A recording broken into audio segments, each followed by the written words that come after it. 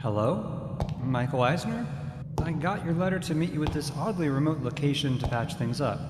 Anyone there? You're not Michael Eisner?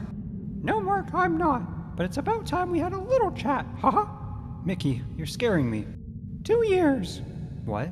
Over 2 years and 42 episodes, and you still haven't covered my one and only attraction. None of the Disney parks would have been possible without me, haha. Well, I've been meaning to, but... No more buts. You're gonna tell the story about my attraction and the one-of-a-kind show, as there's a lot more to the story than people think, haha. And if I don't? Our Yaster World. Oh no.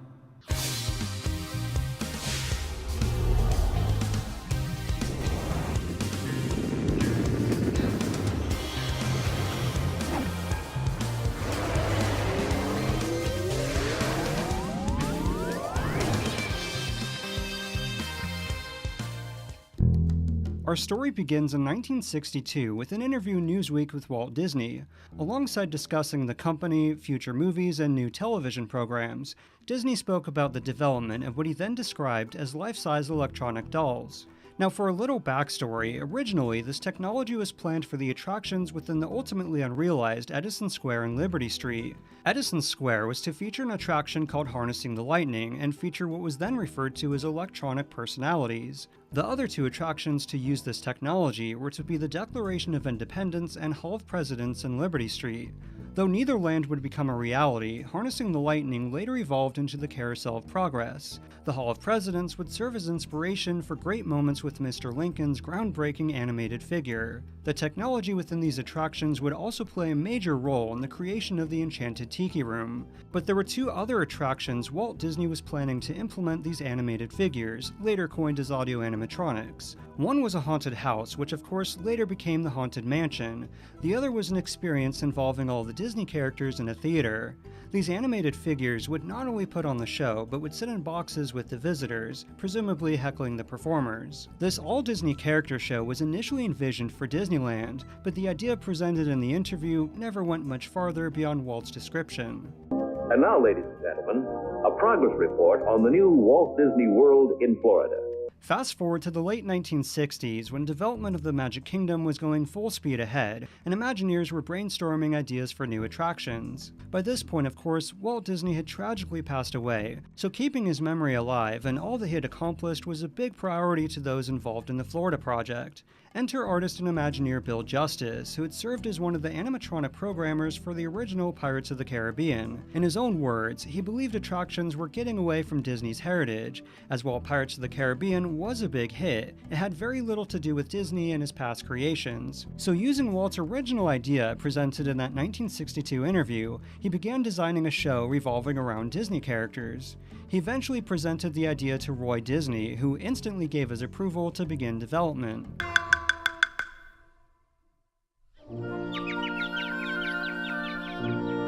Then titled The Mickey Mouse Musical Revue, the attraction would feature virtually every memorable Disney character in the form of animated figures. A few such as the Big Bad Wolf, Pinocchio, Geppetto, and Horace Horsecolor would appear in promotional material, but would ultimately be scrapped in revisions. The star of the attraction was, of course, Mickey Mouse, and at the time would be Disney's most advanced animatronic ever developed. The basic premise involved Mickey as a conductor of a large assembly of classic Disney characters in his orchestra. However, Imagineers would leave out one of the specifics Walt originally had in mind: the characters in the theater box heckling the performers. Now, I don't know if it's just a coincidence, but a little over 5 years later, a certain Jim Henson would feature two characters in The Muppet Show, sitting in a theater box, heckling performers in the audience. So they blew up half the theater. At least they blew up the right half. Theirs.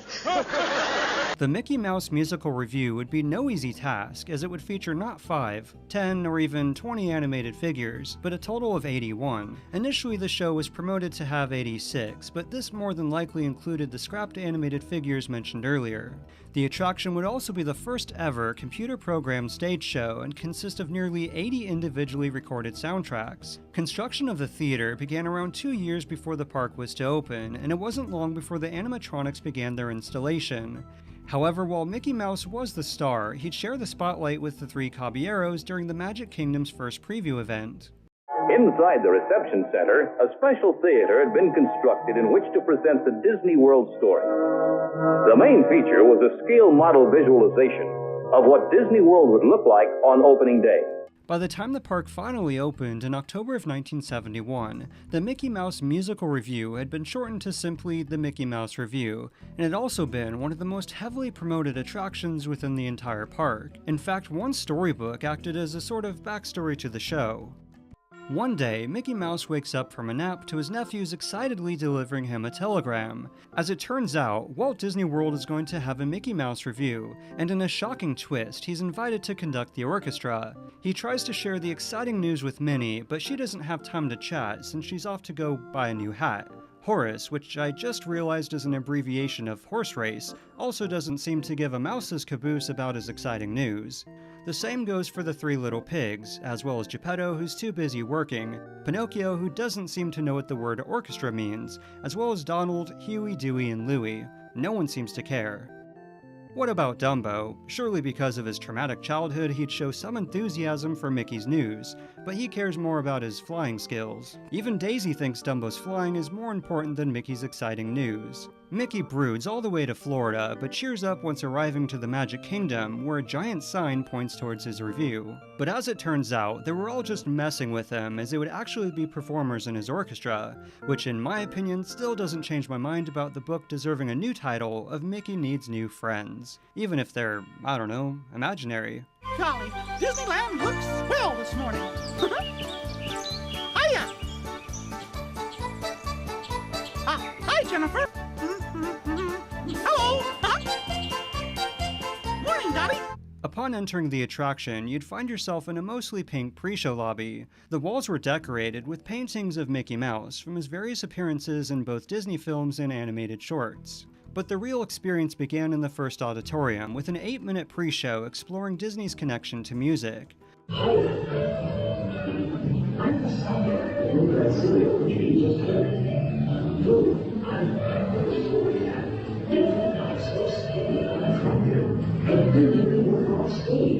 Unfortunately, a mistake was made during construction, and the auditorium held about 200 less visitors than the main theater, so technically the pre-show never played to a full audience.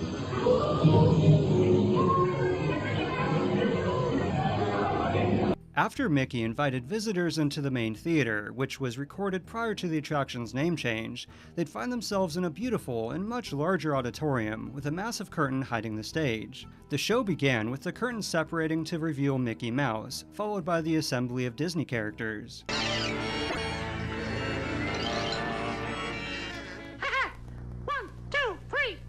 The lights darkened, and the orchestra began with a rendition of Hi-Ho and Whistle While You Work from Snow White and the Seven Dwarfs, giving the audience a taste of the impressive animatronics. This led to When You Wish Upon a Star, as performed by Minnie on the violin, and Ka playing his own body as a flute. Suddenly, the rest of the orchestra came alive with a quick rendition of Hi Diddly Dee from Pinocchio. This led to a menacing undertone as the shadow of the Big Bad Wolf, who was originally supposed to appear as an animatronic, appeared on the curtains, and this was followed by the three little pigs performing their iconic theme. I'm wishing. Snow White then sang I'm Wishing as she was surrounded by the fully animated creatures and animals of the forest. This transitioned into the Seven Dwarfs performing the iconic and memorable Silly Song, with Snow White joining the melody a short time later. Then the curtains closed and the focus was given to Alice and the Singing Flowers, who performed a bit of All in the Golden Afternoon. Then came the first appearance of the three caballeros, who sang their iconic theme, and this was actually one of the more lively portions of the show, as they would disappear and reappear in different parts of the theater. Then came the fairy godmother from Cinderella, who sang Bippity Bobbity Boo, and after a rather impressive scene transition from the old rags to her ball gown, the shadows of her and the prince waltzed to So This Is Love. The finale was a bit of a glimpse into a future attraction, as Brer Rabbit, Brer Fox, and Brer Bear sang Zippity Doo Dah from the classic and beloved Disney film Song of the South. And by classic Disney film, I mean the only Disney film that's never been released on any video format within the US, and a very limited time in Europe on VHS in 1997. The future cast of Splash Mountain were then joined by the entire orchestra, including animatronics of Cinderella and the Prince. The show ended with a brief rendition of the Mickey Mouse Club song, as Mickey bid the audience farewell. Thank you, folks.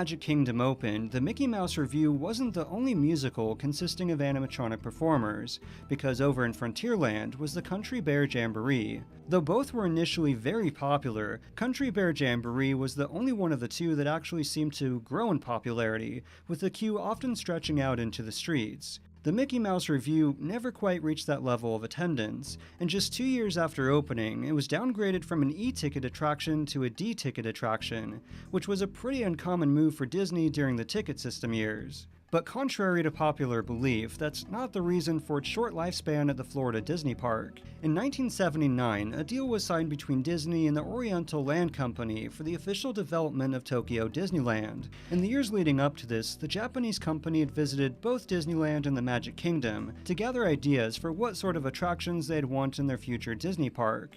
Despite language barriers, music from the iconic Disney films had a universal and worldwide appeal, so they chose the Mickey Mouse Revue as one of the park's opening day attractions. This, combined with its decline in popularity, gave Disney an idea. Why not just save money and literally ship the attraction to Tokyo instead of building a new version from the ground up? This was far from a new idea, as the Carousel of Progress had moved from Disneyland to the Magic Kingdom just a few years earlier. So on September 14, 1980, the Mickey Mouse Revue gave its final performance, and work began on moving it over to Tokyo.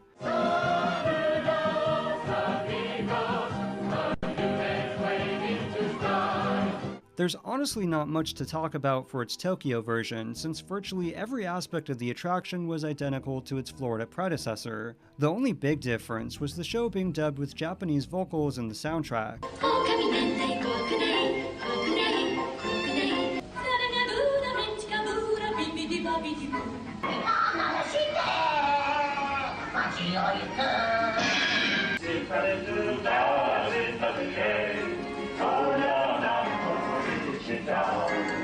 Back over at the Magic Kingdom, once the Mickey Mouse Revue closed in 1980, the Fantasyland Theater remained mostly abandoned, apart from occasional showings of Disney cartoons. However, in 1986, with Captain EO's replacement of Magic Journeys over at Epcot, the film was brought to the Fantasyland Theater, where it ran until 1993, when something much, much bigger came along.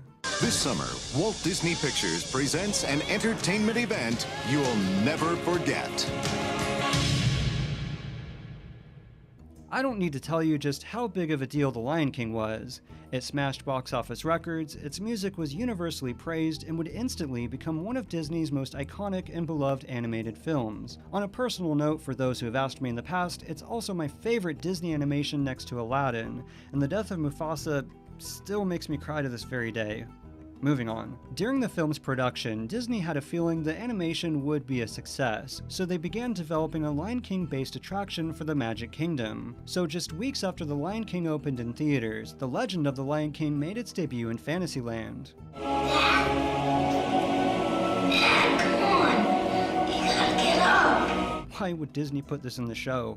Legend of the Lion King used what Disney called humanimals, essentially incredibly large puppets that faithfully captured the look and feel of their on-screen counterparts. The show itself was a mix of retelling of the film's narrative through 8 memorable scenes, which was narrated by the only live actor Rafiki, along with showing clips from the movie. The technology in puppetry was groundbreaking to say the least, and from the very beginning it was incredibly popular.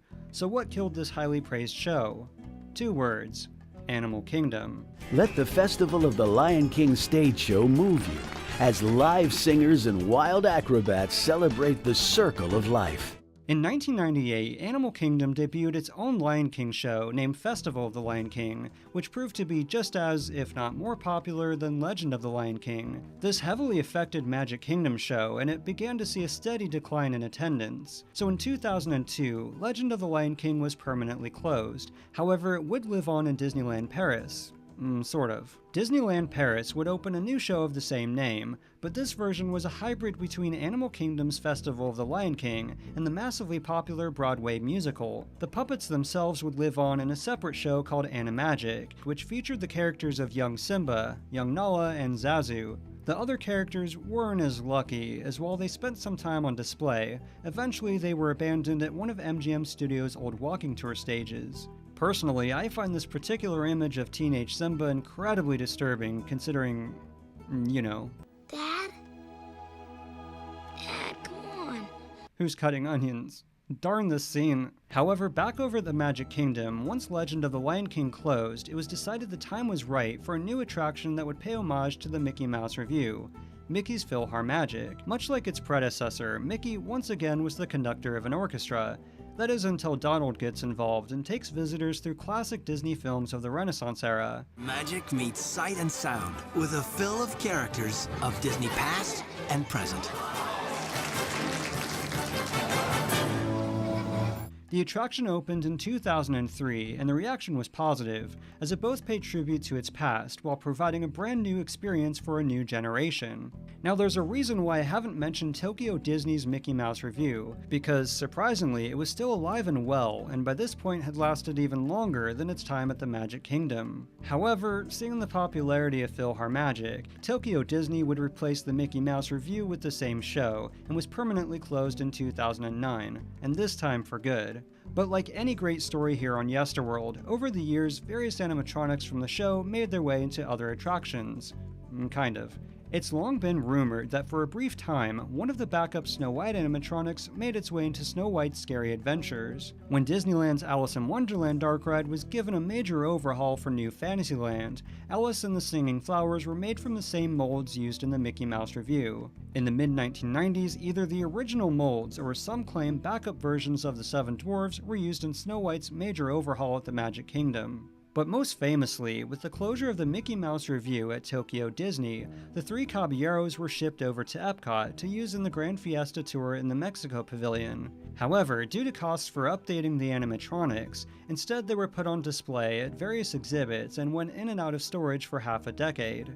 Thankfully, in 2015, they finally made their way into the attraction, and is one of my favorite examples of truly repurposed animatronics with roots in Disney history. As far as Mickey Mouse himself, he often travels around the world as featured in various exhibits and displays. What makes this figure even more significant is that it's the only time Mickey Mouse has been represented as an animatronic in the Disney park's entire history, at least for now.